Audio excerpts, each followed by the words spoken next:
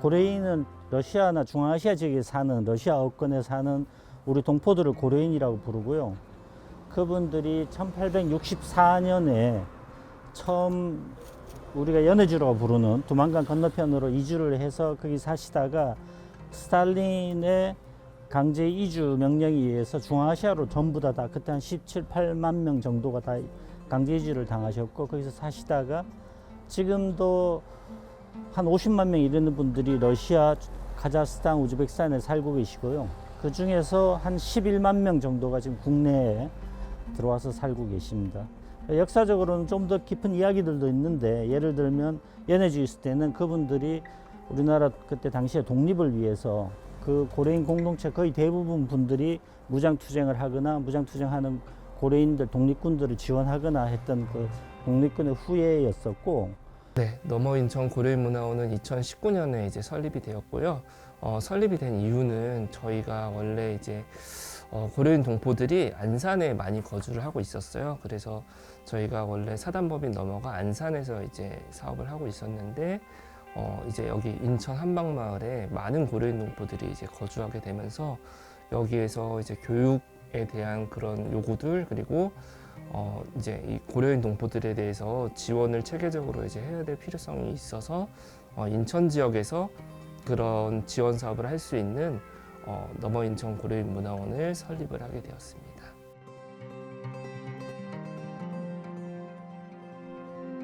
19년도 통계에 의하면 직업을 가진 고려인의 55%가 전문직이에요. 엔지니어, 공무원, 교사, 뭐 박사.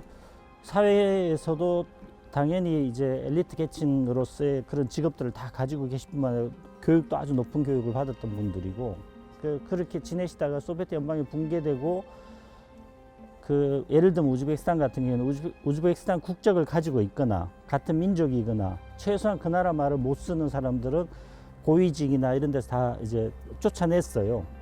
그래서 그런 분들 중에 어려움을 겪으면서 이제 그 중에서 많은 분들이 모국으로 입국을 했거든요. 한국에 와서 할 수 있는 일은 우리말을 못하기 때문에 공장을 다니거나 건설 현장에 다니는 것 말고는 할 일이 거의 없는 거예요.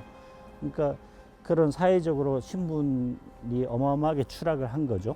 그래서 그런 어려움도 있고 무엇보다도 언어를 이제 한국말을 못하니까 문화적인 어떤 그런 여러 가지 어려움들 정체성이 또 한국에 와가지고 자기는 한민족으로 생각하고 왔는데 한국에서는 외국인 노동자 취급을 받으니까 그런 면에서의 어떤 문화적 어려움 그게 제일 큰데 법적으로는 그분들이 한민족으로서 어떤 국적을 회복한다거나 영주권을 받거나 하는 게 아니고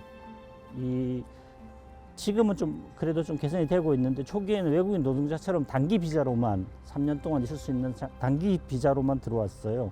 다행히 법적 제도적으로 개선이 되면서 영주권하고 비슷한 어떤 효과가 있는 동포 비자라는 F4 비자라는 걸 받는 분들이 점점 늘어나면서 개선은 되고 있지만 이제 그 신분상의 차별이 제일 큰 어려움이죠.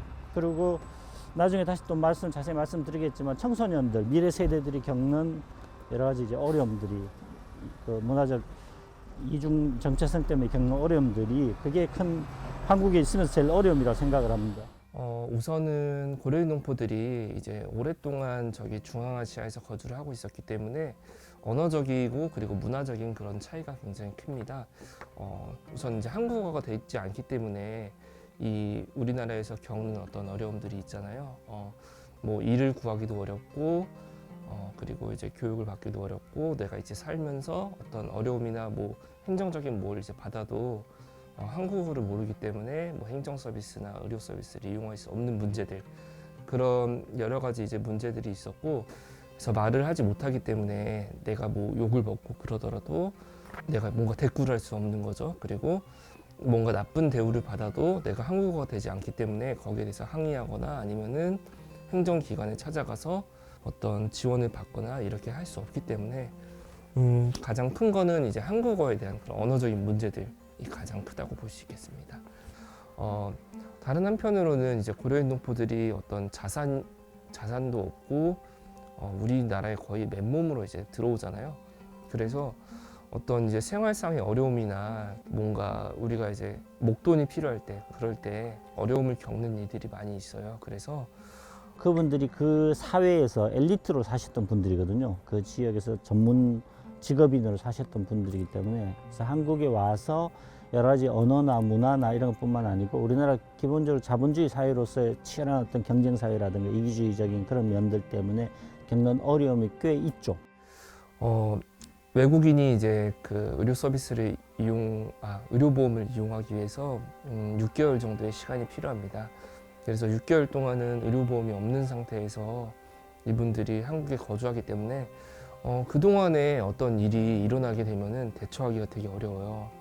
그런 부분들을 이제 해소하기 위해서 저희가 한 달에 한 번 정도 이 마을에서 무료 진료소를 열어서 그 진료소에서 이제 진료를 받으시고 만약에 내가 이제 추가적으로 어떤 그런 의료 서비스가 필요하다 그런 경우에는 저희가 이제 협약을 맺은 그런 병원들로 이렇게 연계를 드려가지고 거기에서 이제 추가적인 진료나 치료 받을 수 있도록 이렇게 연계를 드리고 있습니다. 그리고 한국에 와서 공장 아니면 이제 건설 현장밖에 못 다니니까 거기서 이제 일을 하면서 겪게 되는 차별이라든가 어려움들 때문에 좌절감이나 상처나 그런 것들도 꽤 있고 또 한국 사회에서 다른 제도 또 다른 어떤 이 법적인 어떤 여러 가지 제약들 속에서 살아가시는 그런 것들이 정체성으로서 어떤 그 이중성 그런 것 때문에 어려움을 겪고 있는데 고려인 동포를 위한 한국 정부의 지원은 거의 없다고 보시면 돼요. 우선은 뭐 동포들이 우리 사회에서 이렇게 체류할 수 있도록 그런 체류 자격은 주어졌지만 그 뒤에 이제 삶에서 어떤 지원이 되는 것은 거의 없다고 볼 수 있습니다.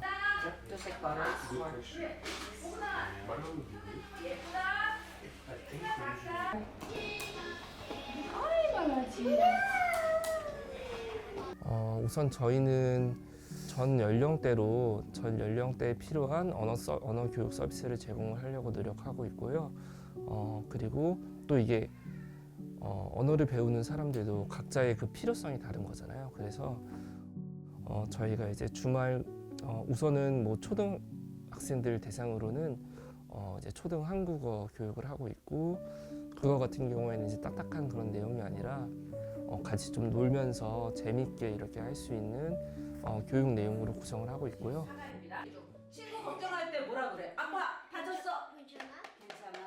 그래서 요거 찾아서 쓰면 되겠지? 저 이름은 이현경이고요. 한국어 강사입니다. 2021년 9월부터 가르치기 시작했고요. 학생들하고는 초등학교 관련된 표준 한국어 공부하고 있습니다. 안녕 말고 또 있지? 끝났을 때 잘 가 쓰면 돼. 그렇지? 초등학생들이기 때문에 이미지를 좀 많이 하고요. 이미지 수업을 좀 많이 하고 그다음에 조금 문법은 배우긴 배우는데 좀 패턴화하는 방법. 이렇게 어떻게? 만나서 반가워. 좋아. 만나서 반가워. 근데 우리 초등학생들도 그리고 중학생, 고등학생들도 각자 되게 레벨이 다 달라요. 그래가지고 연령별로도 이런 언어 수업들을 구성을 하고 있지만 또 이런 난이도별로 수업을 구성을 하고 있습니다. 그래서 우리 이제 중고등학생들은 보통 이제 학교에 다니면서 교과에 대한 그런 요구가 높고 그리고 이제 나중에 대학을 가고 이러기 위해서 토픽 시험 같은 거를 이제 준비를 합니다. 사실은 저는 이제 공부하는 것보다도 친구들끼리 서로 사이가 좋으면 공부는 그냥 저절로 되는 거라고 믿는 사람 중에 하나거든요. 그래서 이 친구들이 싸우지 않고 이렇게 잘 지내고 있구나 하면 학습은 조금 더 많이 발전하는 것 같아요. 고려인들도 보면은 이제 동질적인 집단인 것 같이 보이지만 사실은 세대 차이도 굉장히 큰 것 같고 그리고 국가별로 이제 또 성장한 환경이 다르다 보니까 국적별로도 조금 이제 문화적인 차이가 좀 있는 측면이 있는데요. 노년층 세대들은 과거 이제 소비에트 연방에서 이제 거주하시고 살았던 분들이에요. 이제 소비에트 연방의 뭐 특징은 세계 거의 강대국이었잖아요.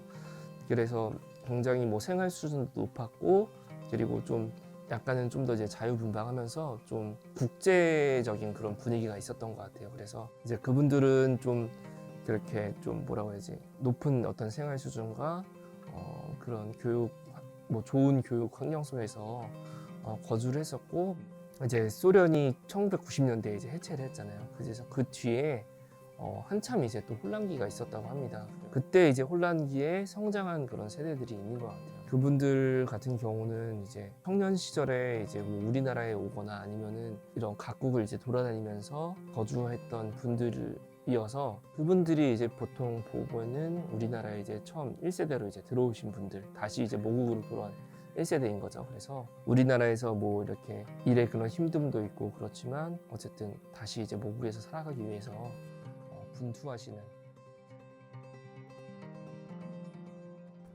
네, 이 기념 동파는 재동포의 모국 귀환사에 있어서 역사의 한 페이지를 장식할 굉장히 중요한 이 기념물입니다. 여기 보면 인천 고려인 문화주권 선언문이라고 되어 있는데 법적인 신분상에서는 여러 가지 어려움이 있지만 그때 당시 인천시에서 유정복 인천시장이 제안을 해서 고려인들이 한국 시민들하고 똑같이 문화적인 권리를 누릴 수 있도록 인천시가 최선을 다해서 노력하겠다라는 것을 고려인과 인천시가 같이 밝히자고 해서 여기서 그 선언식을 가지고 기념식을 하고 이 선언문을 여기다 세웠습니다.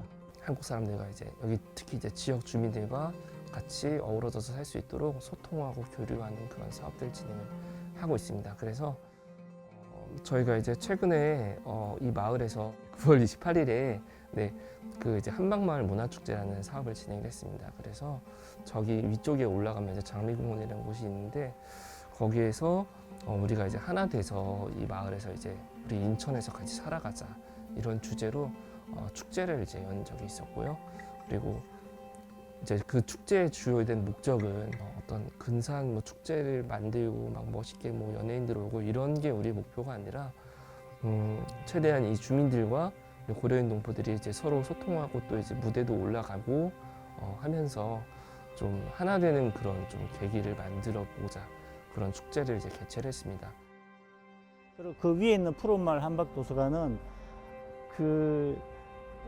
이 한방 마을에 고려인 관련되어진 또는 지역 사업을 하는 단체들 중에 가장 먼저 생긴 단체이기도 한데 여기에서 도서관 일을 하면서 고려인 아이들이라든가 한국말을 잘 모르는 분들에 대해서 고려인 그 관련된 러시아 말로 된 책자라든가 그런 거에서 지원을 해주는 가장 역사가 깊은 곳입니다. 여기 보이신 것처럼 이런 식으로 그 고려인들이 운영하는 가게들이 많이 있습니다. 지금 영어 멘토링도 하고 뭐 공항공사에서 하는 mentoring 또 우리 문화탐방도 가끔 가는 것 같아요. 올해도 11월 16일 날 수원 화성 가는 것 같거든요. 그래서 조금 모여있던 친구들이 같은 러시아 친구라는 개념으로 함께 이제 차를 타고 다녀오면 조금 더 자기네들끼리도 친목이 도모되는 것 같고 저도 밖에서의 생활들 알 수 있어서 함께 이제 갈 때는 도움을 많이 받고 있습니다. 근데 이제 딱딱하게 어떻게 보면 이제 수업을 하는 게 아니라 어떻게 보면 이제 청소년들한테 필요한 거는 사실은 그런 뭐 형 오빠가 필요한 거잖아요. 사실은 우리 한국 사회에서 너가 이제 어떻게 살아가면 된다 이렇게 얘기해 줄 수 있는 그런 멘토가 필요한 거라서 저희가 그런 멘토링 프로그램들 운영을 좀 이제 하고 있고 주로 이제 그런 교육 봉사 위주로 이제 많이 좀 가끔 이제 뭐 교류 행사나 아니면은 뭐 지원 뭐 물품 지원 같은 걸 하면은 이제 뭐 물품을 뭐 날라준다든지 아니면은 물품을 이제 전달해 준다든지 그런 식으로 그런 일시적인 봉사들도 저희가 진행을 하고 있습니다. 우선은 고려인 농포들이 이제 오랫동안 저기 중앙아시아에서 거주를 하고 있었기 때문에 언어적이고 그리고 문화적인 그런 차이가 굉장히 큽니다. 우선 이제 한국어가 돼 있지 않기 때문에 이 우리나라에서 겪는 어떤 어려움들이 있잖아요. 뭐 일을 구하기도 어렵고 그리고 이제 교육을 받기도 어렵고 내가 이제 살면서 어떤 어려움이나 뭐 행정적인 뭘 이제 받아도 한국어를 모르기 때문에 뭐 행정 서비스나 의료 서비스를 이용할 수 없는 문제들 그런 여러 가지 이제 문제들이 있었고 기본적으로 그 법적인 신분이 한국 시민 국적을 회복했다거나 영주권을 받고 있는 게 아니고 그 이전에는 3년짜리 비자에 외국인 노동자들하고 똑같이 임시 거주 비자만 받아서 들어왔었고 최근에는 제도도 개선되고 여러 가지 이제 그 인식들이 나아지면서 그분들이 영주권과 비슷한 어떤 권리를 누릴 수 있는 F4라고 하는 동포 비자를 받는 분 비율이 이제 점점 늘어나 과반수 이상 넘었어요. 그래서 그때보다 많이 나아지긴 했는데 여전히 법적 신분은 한국 시민으로서의 그런 그게 안 되기 때문에 복지 혜택도 아주 제한적이고 사회적으로 여러 가지 어려움이 있기 때문에 뭐 학교에서 이중 언어 교육 지원이라든가 특히 아이들 돌봄, 그 유치원이나 이런 거는 한국 시민들은 다 지원을 받지만 이분들은 한 푼도 지원을 못 받거든요. 어린이집에 보낼 때만 일부 지역에 한해서 이제 지원을 받고는 있지만 그런 면에서는 한국 정부가 지원이 이전보다 나아졌지만 아직도 굉장히 부족하다고 말씀드릴 수 있습니다. 그러니까 언어 차이도 있지만 특히 문화 차이가 많은 것 같고요. 뭐 실례를 들면 최근에 요 근처에는 초등학교가 있는데요. 수업에 들어가다 보면 이제 7대3, 그러니까 고려인 친구들이 7, 그리고 한국 친구들이 3이에요.